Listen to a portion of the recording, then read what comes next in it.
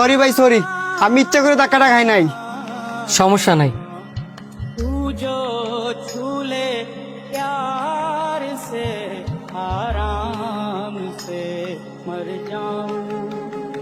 ভাই একটা ঠান্ডা দেন তো। দাঁড়ান দিতাছি।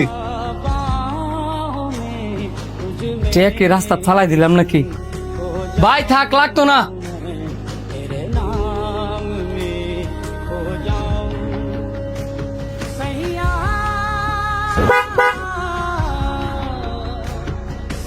কিরে আর তুইলে তো স্টুকি করে লেলিলে, কি চিন্তা করে করে রাস্তা দাঁড়তেছিলি? শুধু চিন্তা না রে, বিপদ ফেরেশানি এগুলা যেন আমার কিছুই চাচ্ছে না। বিপদ যখন লাগে সব দিক দিয়ে লাগে, এটার একটা কারণ আছে। কি কারণ?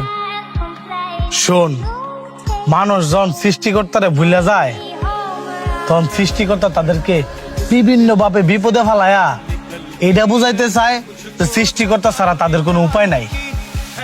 আর মানুষ যখন সবচেয়ে বেশি বিপদে পড়ে তখনই সৃষ্টিকর্তারে স্মরণ করে। নামাজ ফরজ।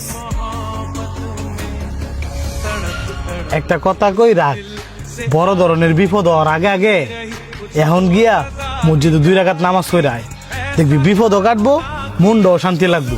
এখন নামাজ পড়াইতাম, আজানে তো দিছে না। নামাজ পড়তে গিয়ে আজান লাগে রে, অজু কইরা 2 রাকাত নফল নামাজ পড়ে আয়। যেটা কইছি এটা কর, তোর জন্যই ভালো হইব।